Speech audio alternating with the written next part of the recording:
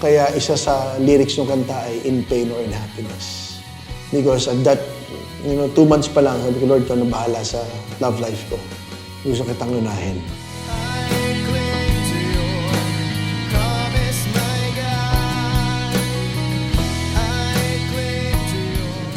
Hello, everyone. I'm Joe I am a full-time missionary of our community. I'd like to share a few things about my story with God, how that story has translated into the songs that God has allowed me to write. And one of the songs that I think people know, but also really has a special place in my heart because it was one of the official songs I wrote. First official song I wrote, it's a song called Your Promise. So I wrote that song, I'll never forget, 10:30 p.m., December 26 of 2010.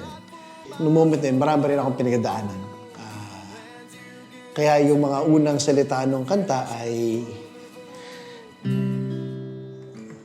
in pain or in happiness, in abundance or absence. Because Jeremiah 29:11 reminds me that God has a plan. That's why I'm able to say, whatever I'm going through, I will praise your name. So, dalawang verse doon, in sickness or in health, in triumph or defeat, I will praise your name. Kaya yung buong chorus is just Jeremiah 29:11 and the verses around it. For you said, you know well, di ba? For you said, you know well the plans you have for me, plans for my welfare and not for my woe. Yun yung famous line ng Jeremiah 29:11, di ba?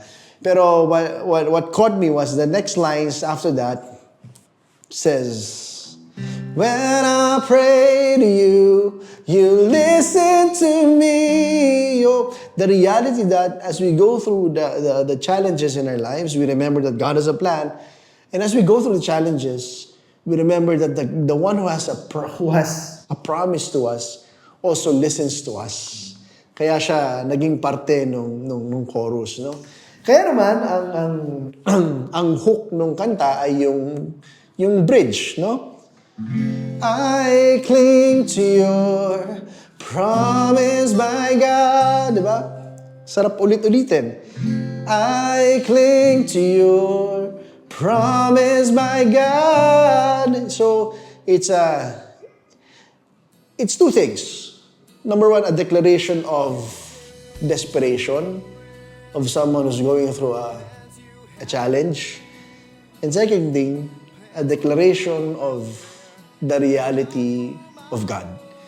That He is someone who's trustworthy. Nung nasulat ko yung kanta, I broke up with my girlfriend. I was still feeling the pain. But I broke up with her because I wanted to prioritize God. Kaya isa sa lyrics ng kanta ay in pain or in happiness. Because at that, 2 months pa lang, sabi ko, Lord, ikaw na bahala sa love life ko. Gusto kitang lunahin. Kaya the wedding march namin ng wife ko, nung kinasal kami, ay yung kanta, Your Promise.